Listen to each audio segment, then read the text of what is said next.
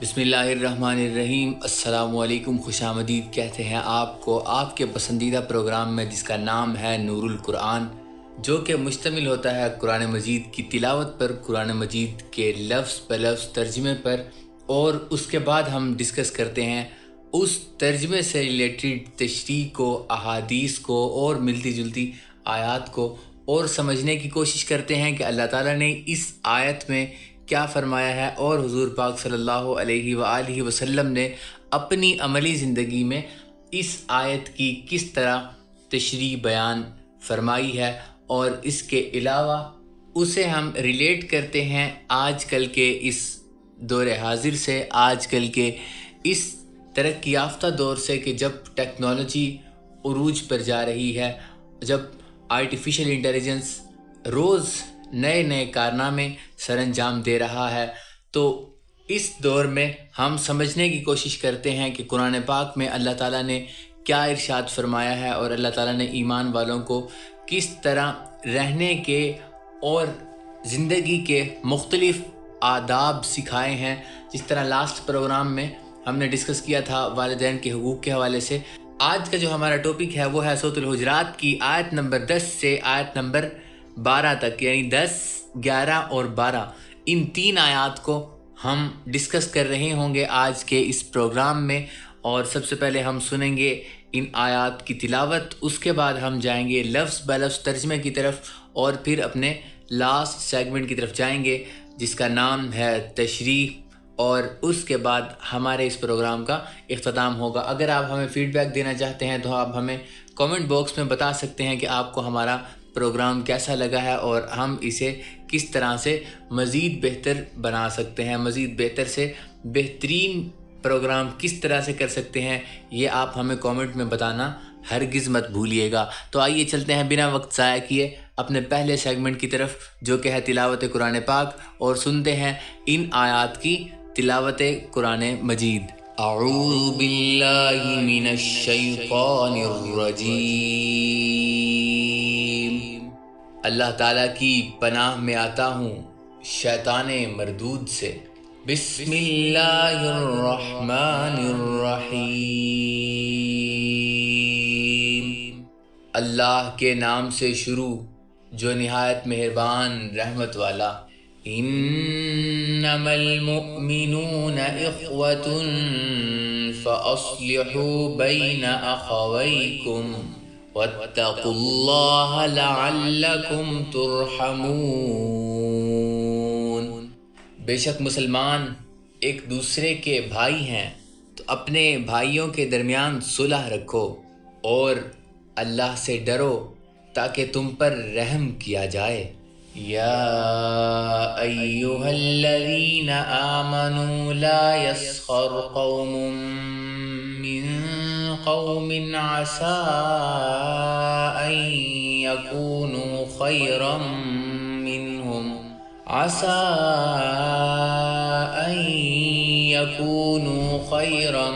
منہم ولا نساء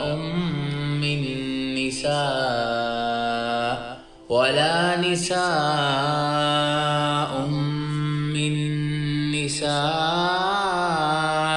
عسى ان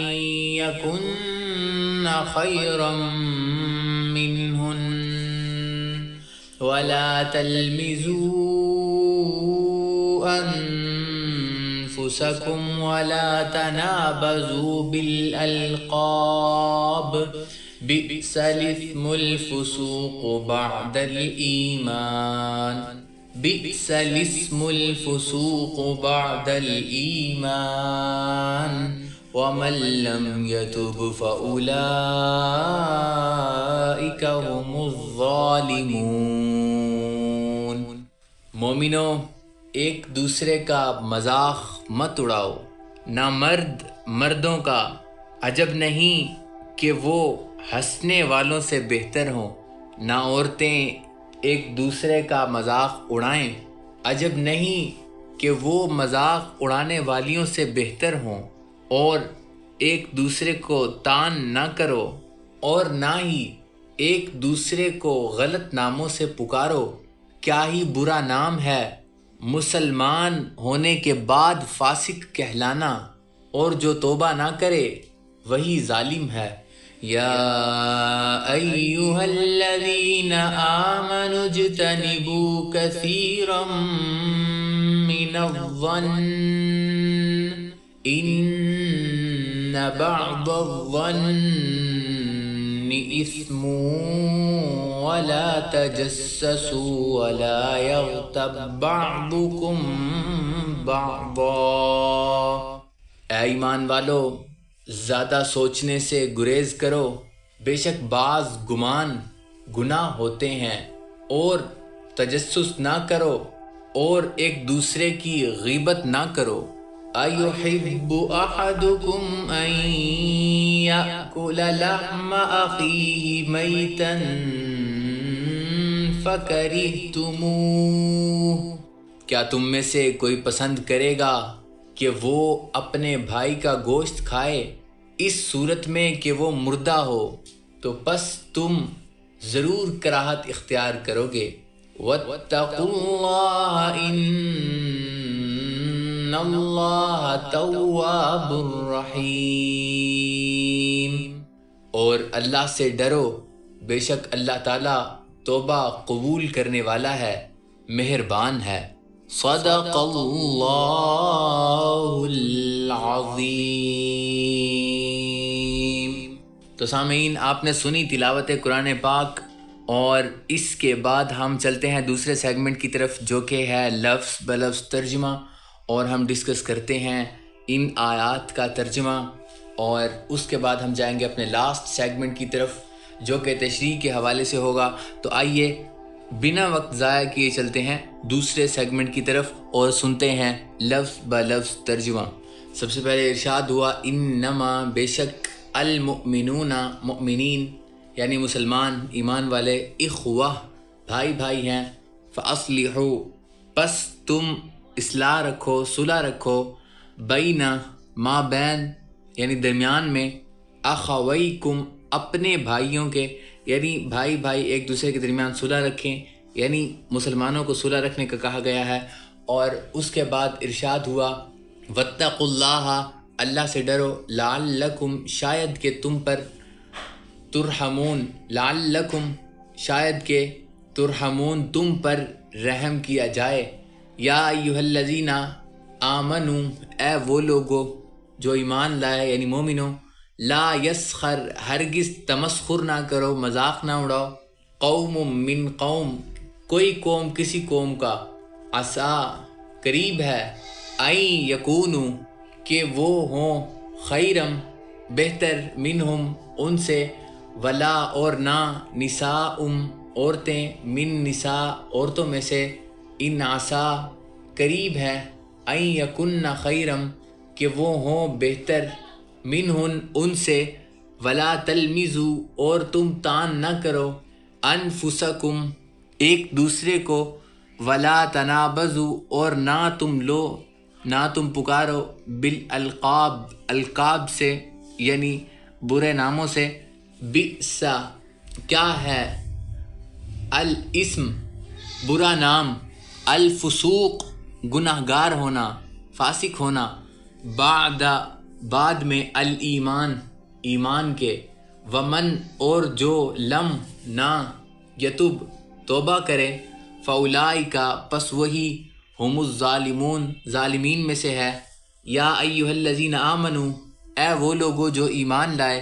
اجتنبوا اجتناب کرو، کثیرا من الظن زیادہ گمان سے، زیادہ سوچنے سے، ان بے شک، بعض الظن بعض گمان، اثم گناہ ہوتے ہیں، ولا تجسسوا اور تجسس میں نہ پڑو، ولا یغتب اور غیبت نہ کرو، بعضکم بعضا تم بعض کی بعض تم میں سے، ایحب کیا یہ پسند کرو گے،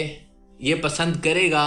احدکم تم میں سے کوئی ایک، ان یأکل کہ وہ کھائے، لحمہ گوشت، اخیہ اپنے بھائی کا، میتن اس حالت میں کہ وہ مردہ ہو، فکرہتموہ پس تم کراہت اختیار کرو گے، ناپسندیدگی اختیار کرو گے، واتقوا اللہ اور اللہ سے ڈرو، ان اللہ بے شک اللہ تعالیٰ تواب توبہ قبول کرنے والا ہے، رحیم رحم فرمانے والا ہے۔ تو سامعین، یہاں ہمارا دوسرا سیگمنٹ بھی اپنے اختتام کو پہنچتا ہے، اور اب ہم چلتے ہیں اپنے تیسرے اور آخری سیگمنٹ کی طرف، جو کہ ہے تشریح کے حوالے سے، جس میں ہم ڈسکس کرتے ہیں آیت کی تشریح کو۔ تو آئیے بنا وقت ضائع کیے چلتے ہیں اپنے تیسرے سیگمنٹ کی طرف۔ تو ان 3 آیات میں جو کہ تلاوت بھی ہوئی، ان کا ترجمہ بھی ہوا، حسن معاشرت پر زور دیا گیا ہے، یعنی کہ رہنا کس طرح سے ہے،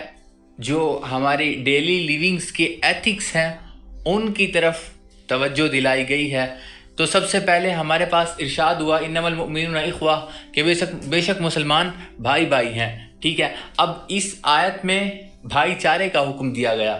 اور اس کے بعد مسلمان بھائی بھائی ہیں، اس کے بعد فاصلحوا، پس اصلاح رکھو، صلح رکھو بھائیوں کے درمیان، یعنی تمام مسلمان آپس میں صلح رکھیں۔ اس سے پچھلی آیت میں ارشاد ہوا کہ مومنوں میں سے اگر کوئی جماعت لڑ پڑے تو ان کے درمیان صلح کراؤ، اس سے پچھلی آیت میں ارشاد ہوا۔ اور سورۃ النساء میں ارشاد ہوا اے ایمان والو اطاعت کرو اللہ کی، اللہ کے رسول کی، اور اولی الامر لوگوں کی، یعنی کہ جو صاحبین امر ہیں، جن میں علماء اور اس کے علاوہ حکمران، اگر وہ شریعت کی پاسداری کرتے ہیں، اور اس کے علاوہ اگر کہیں آپ کام وغیرہ کرتے ہیں تو وہاں بھی جو آپ کے سینئرز ہیں یا آپ کے اوپر جو لوگ موجود ہیں ان کی اطاعت کا حکم دیا گیا۔ اب یہاں ارشاد ہوا کہ اگر تم لڑ پڑو، مطلب تنازع کا شکار ہو جاؤ کسی بھی چیز میں، چھوٹی سے لے کر بڑی تک، بس تم لوٹو اللہ کی طرف اور اللہ کے رسول کی طرف، یعنی اگر کوئی معاملہ اونچ نیچ ہو جاتا ہے انسانی فطرت کے پیش نظر، تو اللہ کی طرف اور اللہ کے رسول کی طرف لوٹو۔ تو اللہ نے اور اللہ کے رسول نے اصلاح کا حکم دیا ہے، جس طرح حضور پاک صلی اللہ علیہ وآلہ وسلم کا ارشاد ہے کہ المسلم اخو المسلم،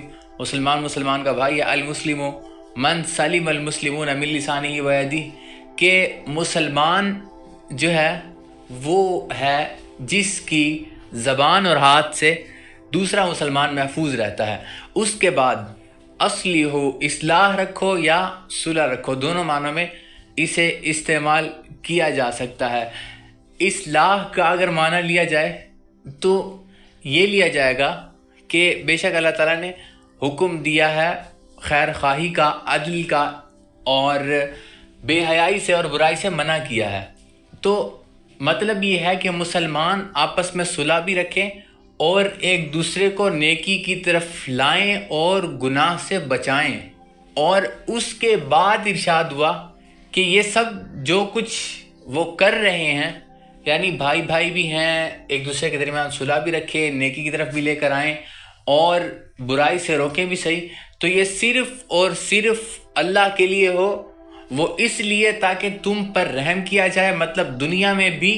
تمہیں آفات و بلیات سے محفوظ رکھا جائے، دنیا میں بھی تمہیں متحد رکھا جائے، اور آخرت میں بھی تم پر رحم کیا جائے، تمہیں کامیاب کیا جائے، تمہاری مغفرت فرمائی جائے۔ فرمایا لعلکم ترحمون، تاکہ تم پر رحم کیا جا سکے۔ آگے چلیے اگلی آیت، سیلف ریسپیکٹ دیکھیے اللہ تعالیٰ نے کس طرح سے مومنوں کو قرآن پاک میں عطا فرمائی۔ فرمایا یا ایھا الذین آمنوا لا یسخر، اے ایمان والو ہرگز تمسخر نہ کرو، مذاق، ایسا مذاق نہ اڑاؤ کہ جس سے بڑوں کی بے ادبی لازم آتی ہو، ایسا مذاق نہ اڑاؤ کہ جس کا مذاق اڑایا جا رہا ہے اس کو ایذا پہنچے، تکلیف پہنچے، ایسا مذاق نہ اڑاؤ جس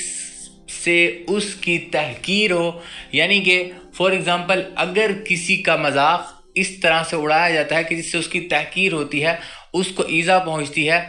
یا اگر وہ آپ سے بڑا ہے اس کی بے ادبی ہوتی ہے، تو اس مذاق سے منع کیا گیا۔ مطلب یہ کہ نہ عالی نسب کمزور نسب والے کا مذاق اڑائے، نہ امیر غریب کا مذاق اڑائے، نہ کسی معذور یا محتاج کا مذاق اڑایا جائے۔ قریب نہیں کہ جن کا مذاق اڑایا جا رہا ہے وہ بہتر ہوں، یعنی کہ ایسا نہیں ہے کہ جو ظاہری حالت میں ہمیں اس طرح سے لگ رہا ہے کہ وہ اس کے مطلب کپڑے اچھے نہیں ہیں یا وہ کسی معذوری کا شکار ہے تو اس کا مذاق اڑایا جائے، تو ایسا نہیں ہے کہ وہ آپ اس کا مذاق اڑا کر آپ اپنے آپ کو کچھ سمجھیں، بلکہ ہو سکتا ہے کہ وہ اللہ کی بارگاہ میں آپ سے زیادہ بلند مرتبہ ہو، آپ سے زیادہ اللہ کی بارگاہ میں اس کا مقام ہو۔ اس آیت کے مختلف شان نزول ہیں، اس آیت کے حوالے سے مختلف اقوال ہیں، 2 اقوال اس میں سر فہرست ہیں کہ ایک قول تو یہ ہے کہ یہ جو اگلی آیت ہے، اگلا جز ہے وَلَا نِسَاءٌ مِّن نِسَاء، کہ عورتوں کا مذاق نہ اڑائیں، تو اس میں یہ ہے کہ اس میں ایک قول یہ ہے کہ حضرت صفیہ رضی اللہ تعالیٰ عنہ کو حضرت ام سلمہ رضی اللہ تعالیٰ عنہ نے یہ طعنہ دیا کہ وہ یہودی کی بیٹی ہیں، اور جس پر وہ رونے لگیں۔ حضور پاک صلی اللہ علیہ وآلہ وسلم نے رونے کی وجہ پوچھی تو آپ نے فرمایا کہ مجھے اس طرح سے طعنہ دیا گیا ہے، اس طرح سے کہا گیا ہے، اور حضور پاک صلی اللہ علیہ وآلہ وسلم نے جس کے بعد فرمایا کہ تمہارا اس سے مقابلہ نہیں کیونکہ تمہارے چچا نبی ہیں۔ ترمذی شریف میں باب المناقب میں یہ حدیث موجود ہے۔ تو مذاق اڑانے سے مردوں کو الگ سے منع کیا گیا، عورتوں کو الگ سے منع کیا گیا، یعنی کہ اس سے اس مسئلے کی حساسیت کا پتہ چلتا ہے کہ خوش طبعی کرنے میں اور مذاق اڑانے میں کیا فرق ہے۔ خوش طبعی کرنا یعنی کہ کوئی ایسی بات کرنا کہ جو سچ پر مبنی ہو، جس سے کسی کو نہ تکلیف پہنچتی ہو، نہ اس سے تحقیر ہوتی ہو، اور نہ ہی اس کی مستقل عادت بنا لی جائے۔ مستقل عادت بنانے سے وہ ایک کھیل کے زمرے کا شکار ہو سکتی ہے، اور اس کھیل کا جسے لہو کہا جاتا ہے،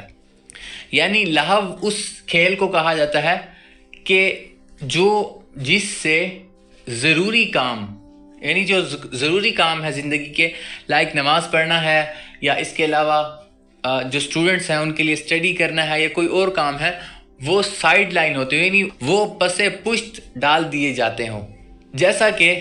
اب ایک شخص ہے وہ سکرولنگ کر رہا ہے، اب سکرولنگ کرتے ہوئے اسے نہیں پتا کہ کتنا وقت گزر چکا ہے، کتنا وقت ضائع ہو چکا ہے،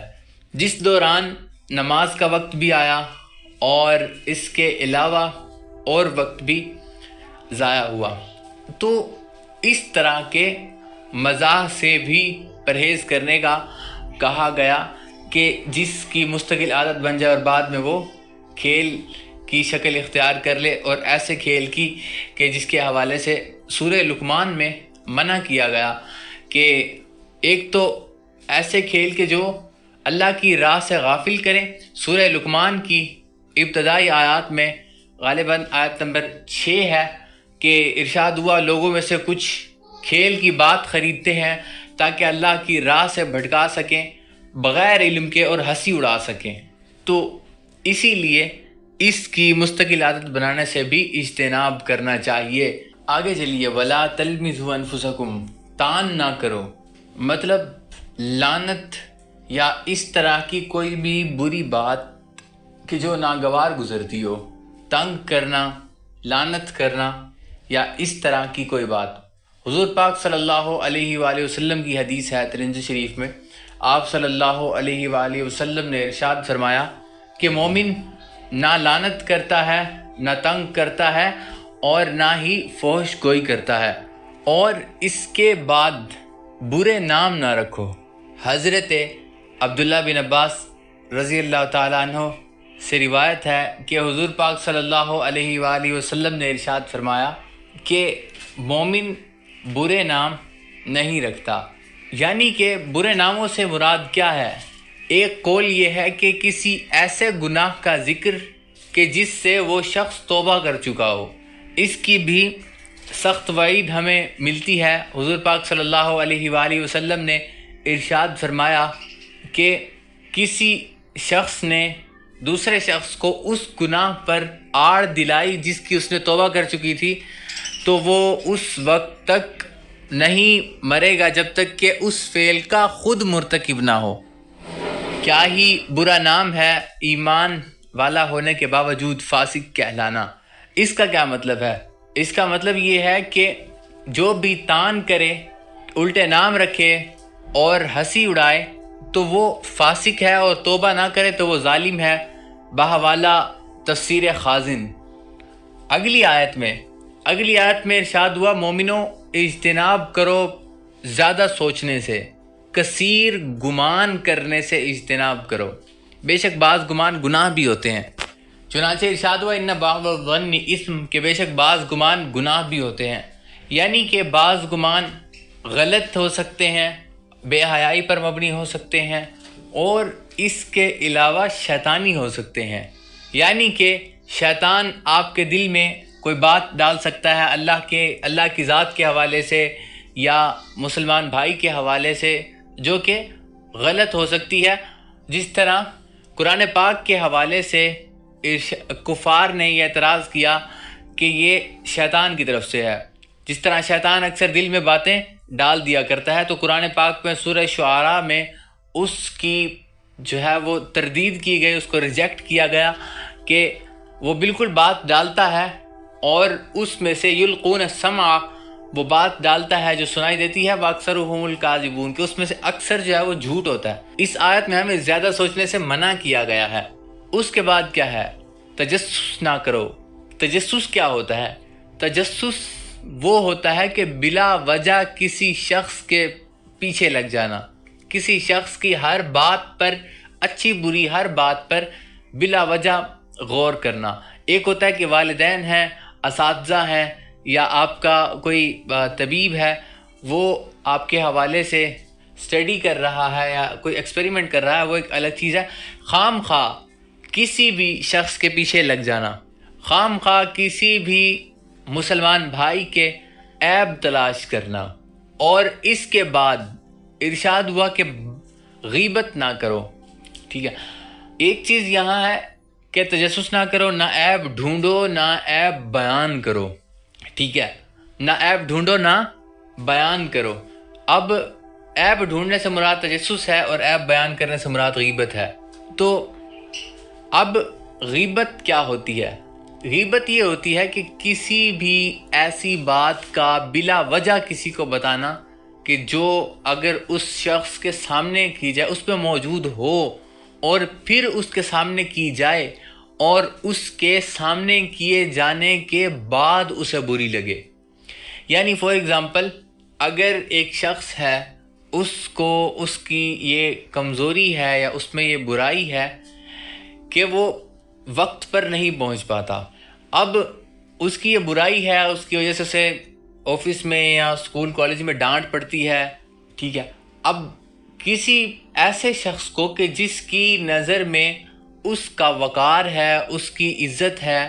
اس شخص کے سامنے اس کی یہ بات بتا دینا کہ یہ تو لیٹ ہو جاتا ہے، یہ تو پنکچوئل ہی نہیں ہے، یا اس طرح سے ہے۔ ٹھیک ہے، یہ اس کی غیبت ہے، اس صورت میں کہ جب وہ ہے، جب آپ حقیقت بیان کر رہے ہیں،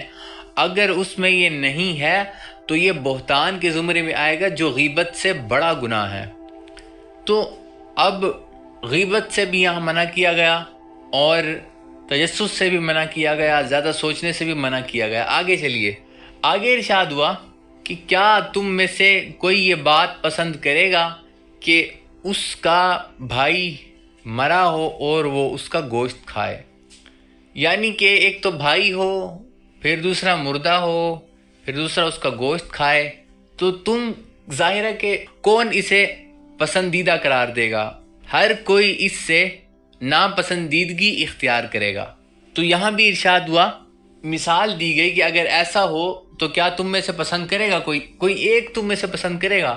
نہیں، تم کراہت اختیار کرو گے۔ اللہ سے ڈرو، بے شک اللہ تعالیٰ توبہ قبول کرنے والا ہے، مہربان ہے۔ تو آج ہم نے ڈسکس کی سورۃ الحجرات کی آیت نمبر 10، 11 اور 12۔